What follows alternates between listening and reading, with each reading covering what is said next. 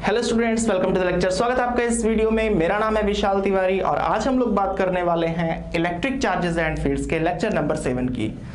इससे पहले वाले वीडियो में यानी कि लेक्चर 6 में हमने देखा था electric field intensity at axial line और electric field intensity at equatorial line. अगर आपने अभी वो वीडियो नहीं देखा तो सबसे पहले जाके आप उस वीडियो को देख लो, फिर इस वीडियो को कंटिन्यू करना। आज के इस वीडियो में हम बात करेंगे electric field intensity at any point, यानी कि अगर कोई डाइपोल रखा है तो अगर कहीं पर भी आपको कोई पॉइंट दे दिया जाए तो आप कैसे निकालोगे इलेक्ट्रिक फील्ड इंटेंसिटी को। पहले बता दे रहा हूं कि यहां पर हम जिन कॉन्सेप्ट्स का यूज करेंगे वो हमने पुराने वाले लेक्चर में पढ़ा है, यानी कि इलेक्ट्रिक फील्ड एट एक्सियल और इक्वेटोरियल लाइन, उसका यूज यहां पर करेंगे। ठीक है, तो हमने पढ़ा क्या था मैं एक बार शॉर्ट में बता दे रहा हूं कि अगर यहां पर कोई डाइपोल रखा है -q +q और ये है एक्सियल लाइन, तो यहां पर अगर कोई पॉइंट P है तो इलेक्ट्रिक फील्ड इंटेंसिटी की वैल्यू कितनी होती है। इलेक्ट्रिक फील्ड एक्सियल लाइन पे होती है 1/4πε0 2p/r³। ठीक है, ये देखना यहां पर एक एजम्पशन है। एजम्पशन ये है कि जो पॉइंट है R is much greater than separation of both charges. हमने वाला सेपरेशन 2a लिया था ना, तो ये केस जो मैंने अलग से केस बताया था पुराने वीडियो में कि अगर पॉइंट बहुत ज्यादा दूर हो, ठीक है, इस सेपरेशन से बहुत ज्यादा दूर हो, तो उस केस में इलेक्ट्रिक फील्ड इंटेंसिटी की वैल्यू इतनी होती है। ठीक है, और डायरेक्शन की अगर बात करें तो मैंने बोला था in the direction of dipole moment. जैसे इस केस में डाइपोल मोमेंट की डायरेक्शन इधर है तो इलेक्ट्रिक फील्ड की भी डायरेक्शन इधर ही होगी। जिधर एक्सियल के केस में ये चीज है कि जिधर डाइपोल का डायरेक्शन है, डाइपोल मोमेंट का, वही डायरेक्शन हमारी इलेक्ट्रिक फील्ड इंटेंसिटी की है। और इक्वेटोरियल लाइन पे जब हमने पढ़ा था तो ये हो गया हमारा डाइपोल -q +q सेपरेशन, ये है हमारा इक्वेटोरियल लाइन और ये है R। यहां पर भी हम मानेंगे कि R is much greater than separation of both charges, कि जो R है वो बहुत ज्यादा ऊपर है कहीं इसके सेपरेशन की कंपैरिजन में। सेपरेशन सपोज है 2 सेंटीमीटर, तो हमारा ये जो R है वो 2000 मीटर आप मान लो। ठीक है, कहने का मतलब R is much greater than 2a। ठीक है, सो यहां पर जो इक्वेटोरियल लाइन पे इलेक्ट्रिक फील्ड इंटेंसिटी की वैल्यू निकली थी वो निकली थी 1/4πε0 -p/r³। वहां पर भी मैंने बताया था, यहां पर भी बता दे रहा हूं -p क्यों लगाया गया है, क्योंकि डाइपोल मोमेंट की डायरेक्शन इधर है और इलेक्ट्रिक फील्ड की डायरेक्शन यहां पर पैरेलल होती है लेकिन अपोजिट डायरेक्शन में, यानी कि ये दोनों रहेगा पैरेलल बट अपोजिट डायरेक्शन में। तो ये डायरेक्शन क्लियर होना चाहिए। हमें ये बात समझनी है कि जो माइनस साइन लगा है ये डायरेक्शन को इंडिकेट कर रहा है कि इलेक्ट्रिक फील्ड की डायरेक्शन डाइपोल के अपोजिट है। ठीक है, अब अगर इतना क्लियर हो गया हो तो हम मूव कर सकते हैं electric field intensity at any point. इसका हम लोग डायरेक्ट यूज करेंगे। एक चीज और, ये जो डेरिवेशन कर रहे हैं यहां पर भी हमारा एजम्पशन है कि R is much much greater than 2a। ये 2a सेपरेशन हम लेते थे हर बार डाइपोल का। ठीक है, सो 2a से बहुत ज्यादा बड़ी वैल्यू है, ये है हमारा R पॉइंट P का, इसके सेंटर से सेपरेशन। हमको दिख नहीं रहा बहुत ज्यादा बड़ा क्योंकि क्लियर दिखाने के लिए डायग्राम थोड़ा सा छोटा है। ठीक है, तो आप ये एज्यूम करोगे कि R बहुत ज्यादा बड़ा है। अब चलो, ये जो हमारा डाइपोल है इसका डाइपोल मोमेंट हमें पता है ना, P = Q × 2a होता है और डाइपोल मोमेंट की डायरेक्शन किधर होती है, माइनस चार्ज से प्लस वाले चार्ज की तरफ, यानी ये हो गई डाइपोल मोमेंट की डायरेक्शन। अब डाइपोल मोमेंट एक वेक्टर क्वांटिटी है, तो फर्स्ट स्टेप हमारा क्या होगा, जो हमारा फर्स्ट स्टेप होगा, हम ये वाला एंगल सपोज दैट थीटा है कि जो पॉइंट हमारा P है वो सेंटर से ये जो डाइपोल मोमेंट के साथ जो एंगल बना रहा है वो कितना है, थीटा है। तो सबसे पहला काम हमारा होगा इस डाइपोल मोमेंट का कंपोनेंट करना। हमें आता है ना कंपोनेंट करना कि अगर कोई वेक्टर R है सो थीटा पे जो कंपोनेंट होगा वो R cos थीटा और उसके अपोजिट वाला कंपोनेंट जो 90 डिग्री पे होता है वो होता है R sin थीटा। वो नहीं क्लियर है तो पहले आप उसको जाके देख लो। सबसे पहले इसको हम लोग कंपोनेंट्स में डिवाइड करेंगे। ठीक है, break into components, rectangular components. कैसे ब्रेक करेंगे? देखो ये थीटा है, सो मैंने बोला था कि थीटा के साथ जो हमारा कंपोनेंट होगा वो कौन सा कंपोनेंट होगा? कॉस का कंपोनेंट होता है। जैसे कि इसका डाइपोल मोमेंट अगर हमारा p है तो इसका डाइपोल मोमेंट होगा p cos थीटा। ठीक है, मैं इसको रब कर दे रहा हूं ताकि इमेज क्लीन रहे। ये हो गया p cos थीटा। अब दूसरा कंपोनेंट इसके 90 डिग्री पे बनेगा, यानी कि कुछ इस तरीके से। अगर ये है हमारा p, ये p cos थीटा है, तो ये वाला जो कंपोनेंट होगा ये होगा p sin थीटा। हमने अल्टीमेटली किया क्या है? क्वेश्चन जो दिया गया है इसको हमने दो पार्ट्स में ब्रेक कर लिया है। ये जो डाइपोल था हमारा, इसको हमने एक एक्सिस के अलोंग ब्रेक कर लिया है और दूसरा हमने परपेंडिकुलर ब्रेक कर लिया है। अब क्या करेंगे? इसके बाद हमें आ रहा है, इसको आप दो पार्ट में सॉल्व कर सकते हो। आप ये मानो कि जो E1 है वो इलेक्ट्रिक फील्ड है due to P cos theta. यानी कि मेरे कहने का मतलब क्या है, मैंने इस डाइपोल को दो पार्ट में ब्रेक कर लिया, एक इधर है R के अलोंग और दूसरा इसके परपेंडिकुलर है। सो हम क्या करेंगे, इस P cos थीटा, ये वाला जो डाइपोल है, इसके चलते इलेक्ट्रिक फील्ड इंटेंसिटी को मानेंगे E1। तो आप जरा ध्यान से देखो, ये जो डाइपोल है इसके ये कौन सी लाइन है? हम बोलेंगे एक्सियल लाइन। डाइपोल मोमेंट की डायरेक्शन में जो लाइन होती है उसको बोलते हैं एक्सियल लाइन। सो एक्सियल लाइन पे इलेक्ट्रिक फील्ड इंटेंसिटी की डायरेक्शन किधर होती है? उसी लाइन में होती है। सो E1 ऐसे बन जाएगा। ठीक है, हमें पता चल गया E1 की वैल्यू। अच्छा, इसी तरीके से अगर E2 की बात करें, so E2 be the electric field intensity due to P sin theta. Suppose that कि आपको ना ये दिख रहा है ना ये दिख रहा है, सिर्फ आपको ये दिख रहा है और ये पॉइंट दिख रहा है। तो देखो ये डाइपोल है, ये पॉइंट है, पॉइंट इक्वेटोरियल लाइन पे है। तो इस डाइपोल के चलते इलेक्ट्रिक फील्ड इंटेंसिटी की डायरेक्शन किधर होगी? मैंने बोला था इसके पैरेलल होगी बट अपोजिट होगी। तो मैं इसे रब कर दे रहा हूं थोड़ा सा, इस तरीके से बनेगा। ये हो गया हमारा E2। ये चीज हमें पता चल गया। अब हमको फाइंड करना है E1 और E2 की वैल्यू को, फिर उसको सॉल्व करेंगे। सो स्टार्ट करते हैं। E1 की वैल्यू कितनी होगी? हमें पता है कि एक्सिस पे अगर निकालना होता था तो फॉर्मूला होता था 1/4 पाई एप्सिलॉन नॉट 2p/r³, जहां पर p क्या होता था? डाइपोल मोमेंट होता था।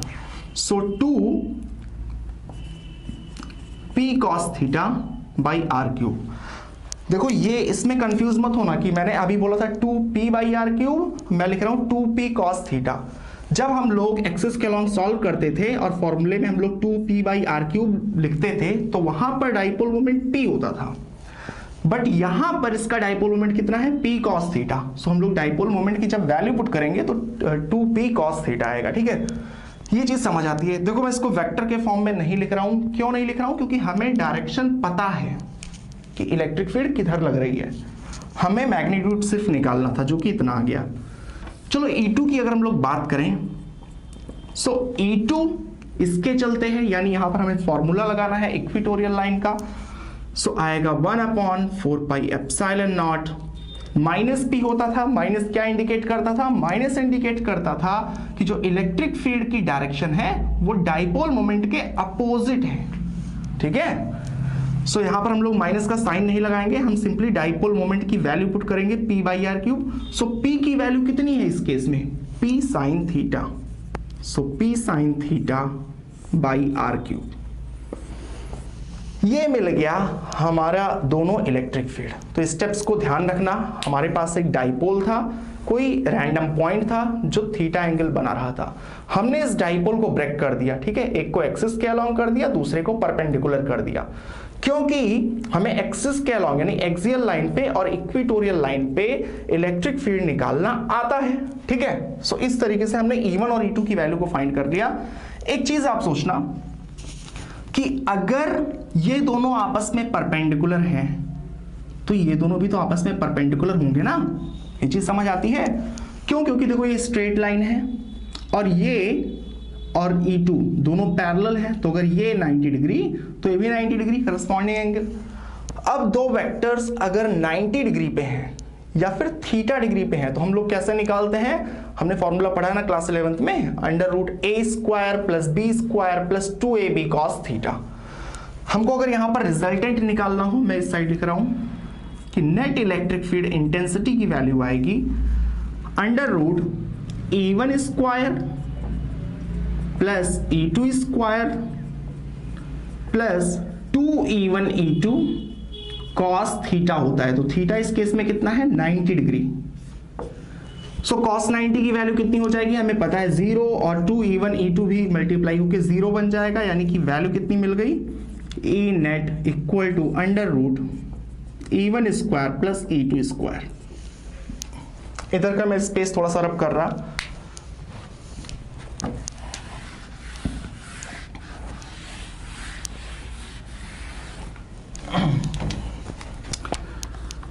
So net electric field intensity equal to √E1²।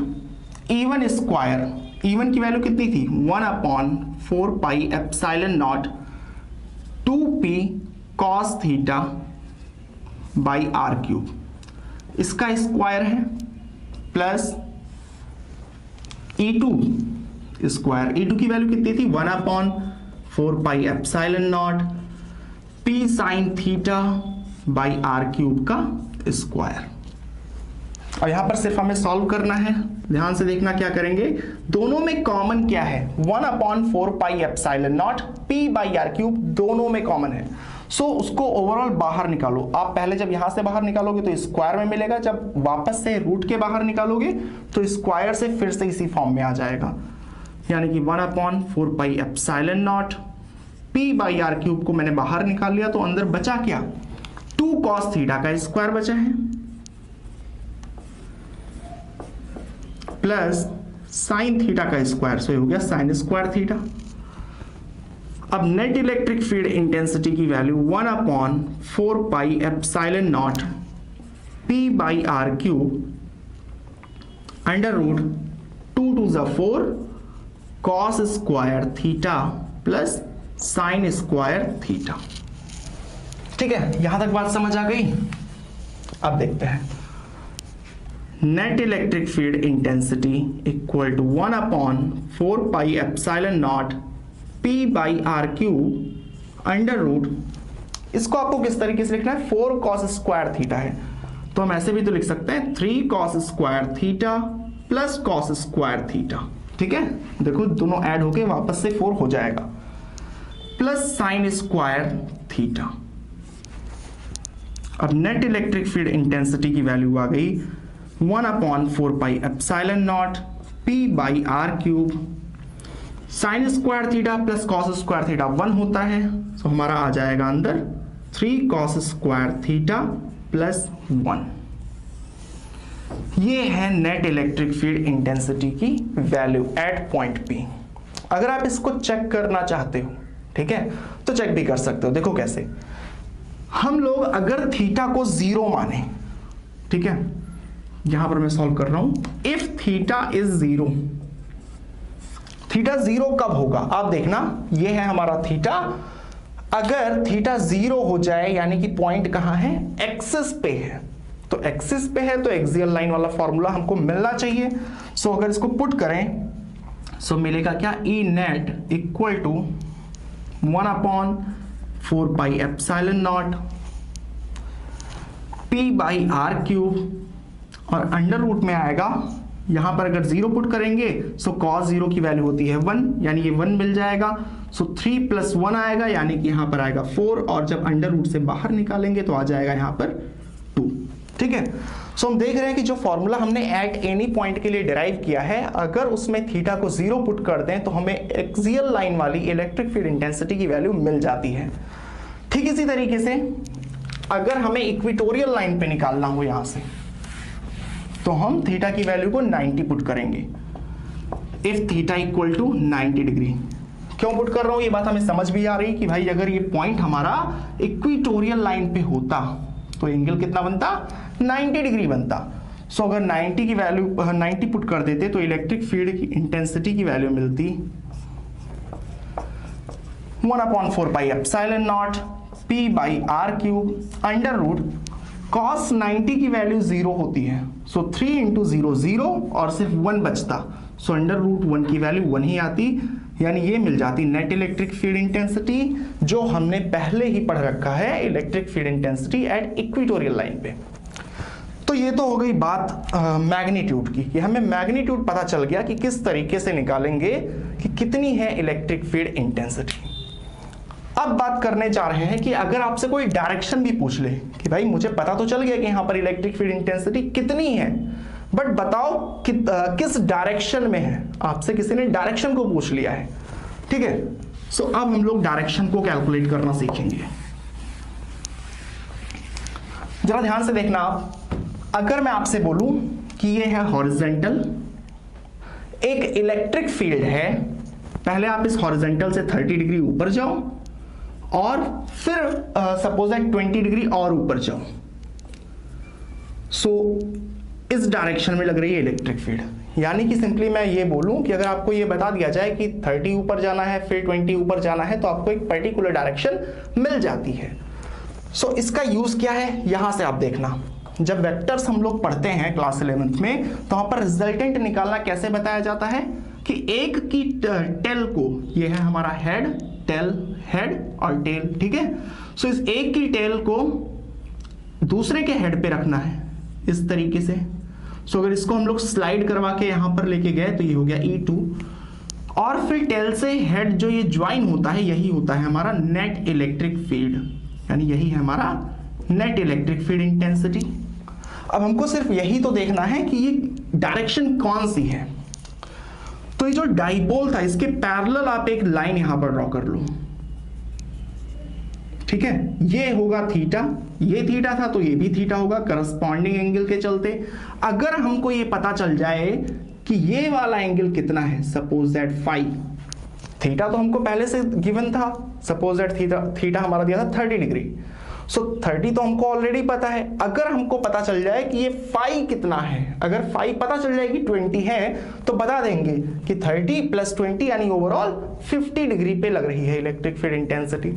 सो इस फाई को कैसे निकालें, उसके लिए हम लोग यहां पर नेमिंग कर ले रहे हैं, यह है पॉइंट P, यह है पॉइंट Q, यह है point R। So in triangle PQR tan phi, so tan phi equal to perpendicular upon base, perpendicular कितना है QR है और बेस कितना है हमारा PQ है। QR की वैल्यू कितनी होगी, E2 के बराबर है ना, सो QR की वैल्यू E2 के बराबर होगी और PQ की वैल्यू E1 के बराबर है। अब अभी जो हमने कैलकुलेट किया था वहां से वैल्यू को पुट करके सॉल्व करेंगे। So tan phi equal to E2 की वैल्यू आई थी 1/4 pi epsilon naught P sin theta by R cube और E1 की वैल्यू आई थी 1/4 pi epsilon naught 2P cos theta by R cube. क्या चीजें कैंसिल आउट होंगी, ओवरऑल हमें मिला क्या है, tan phi equal to sine theta by 2 cos theta, ये चीज पता चल गई। अब इसको कैसे लिख सकते हैं, tan phi equal to 1/2 tan theta, ठीक है। यहां से phi equal to tan inverse 1/2 tan theta. अब यहां से हमको डायरेक्शन कैसे पता चल रही है, इस चीज को समझना।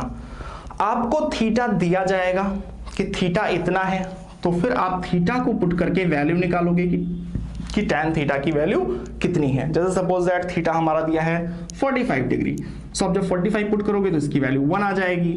अब हमें देखना है कि tan थीटा जो है ऊपर वाले इक्वेशन से, tan phi equal to 1/2 tan 45 की वैल्यू 1 आ गई। सो अब देखना है कि phi की वैल्यू कितनी हो कि tan कितनी वैल्यू दे 1/2, यानी tan phi अगर 1/2 है सो फाई की वैल्यू कितनी होनी चाहिए। हो सकता है कि अभी आपको वैल्यूज ना पता हो, तो उससे भी हमारा कोई लेना देना नहीं। आपको सिंपली ये समझना है कि अगर tan फाई इक्वल टू कोई वैल्यू दी हुई है तो आप फाई की वैल्यू को कैलकुलेट कर सकते हो, ठीक है। या अगर आप यहीं पर भी छोड़ देते हो तो कोई प्रॉब्लम नहीं है स्टेप्स फॉलो करके। सो ये आज का वीडियो हमारा यहीं तक रहेगा। अगर वीडियो समझ आया हो तो वीडियो को लाइक कर देना, कोई डाउट रह गया हो तो उसको कमेंट सेक्शन में जरूर पूछना और चैनल को सब्सक्राइब कर देना। मिलेंगे आपसे अगले वीडियो में, तब तक के लिए बाय बाय।